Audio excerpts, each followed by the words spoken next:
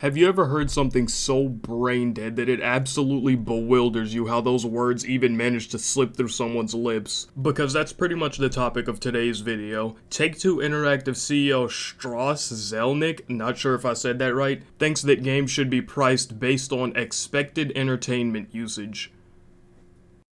Don't worry, the video didn't pause, your headset didn't turn off. I just wanted to give y'all a second to process what you just heard. Now, you may be thinking that that's either the stupidest thing you've ever heard, or you might be wondering, what does that even mean? And good thing I'm here to tell you exactly that. So like I said before, he believes that games should be priced on expected entertainment usage, which pretty much means how long it takes players to complete the game, which can also pretty much be dumbed down to they want to charge you per hour for video games. Now, I'm pretty sure you can, just from hearing that, already tell like a million different problems with this, and we're gonna get into that. It's just that before I start, I just want to mention that I'm mainly talking about like AAA devs here. I'm not really talking about like the small indie companies because from what I've seen, none of them agree with this or necessarily have anything to say with it. It's mainly like AAA devs, so before we start, I just want to get that out of the way.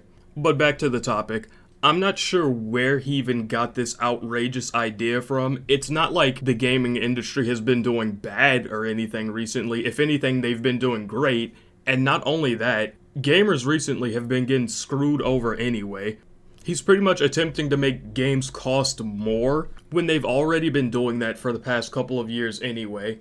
And not only have they been increasing the price of games, like I said, specifically like mainly AAA games, but they've also been getting significantly worse. The average AAA game now costs about $70, and pretty much none of them, except for a few of them, like your Elden Rings and stuff, are even finished when they release. So I'm not too sure what gave him this idea. Maybe the corporate greed is getting the absolute best of him, and maybe it's afflicted him with like tier 3 brain rot or something, but we're just gonna get into pretty much the plethora of problems with this. Now, I'm pretty sure from what you guys have already heard, you're probably wondering, what does expected entertainment usage even means? And honestly, your guess would be as good as mine. This is probably easily the biggest problem with this idea in general. How do you even determine the expected entertainment usage? That's just too vague of a claim. Like I said before though, maybe they're basing this on how many hours it takes to complete the game, but that's also obviously not a good measurement at all. Like, I probably don't need to explain this to you guys, but obviously it takes different times for different people to complete games.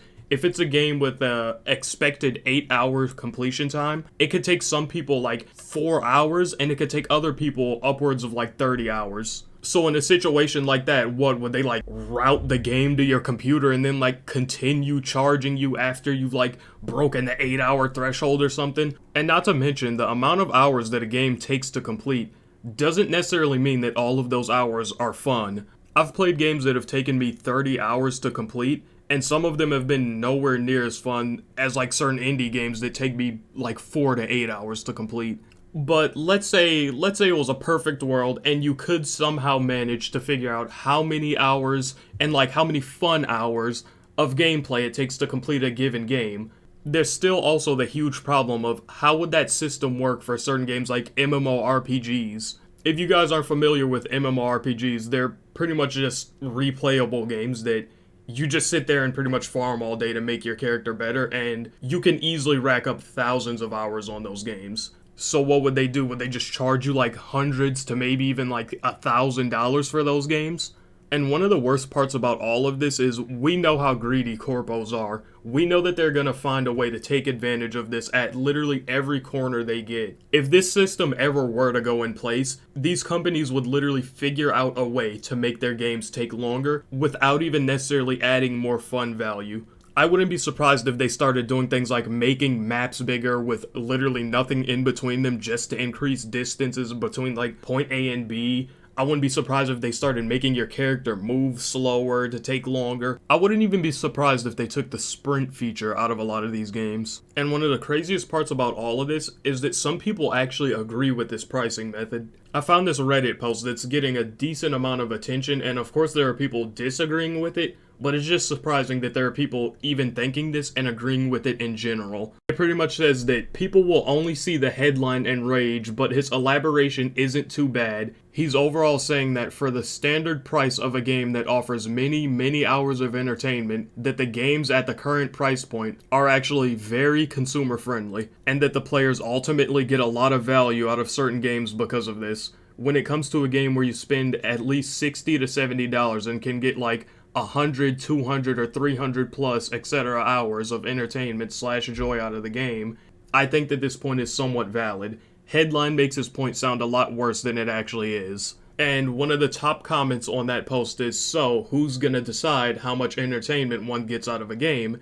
And he responds with you, the consumer, which is part of his entire point, which I guess this guy also isn't understanding. Of course that's not how it's gonna work. There's no way ever that they would have any sort of system where the consumer gets to decide how much they pay for a game. Because in essence, that's what he's saying. So if you play a game and get, for example, 50 hours out of it, you can just say that, hey, although I got 50 hours, those weren't fun hours at all, so I'd like to pay 10 or 20 bucks for this game. Of course they're not gonna let you do that. And somewhat wrapping around to my point from earlier in how games are just getting worse in general, this pricing structure obviously isn't to benefit the consumer. Not only are they gonna charge more, but I don't know if people are forgetting that AAA games also have in-game purchases, which I personally obviously think is pretty scummy, because if you're gonna charge a full price for the game, anything in-game, including camels or whatever else it may be, should be free. That should just be a part of the game, considering you paid like $70 for it. But most AAA games still have in-game purchases and different microtransactions. So this obviously isn't to benefit the consumer. So pretty much to wrap it up though, and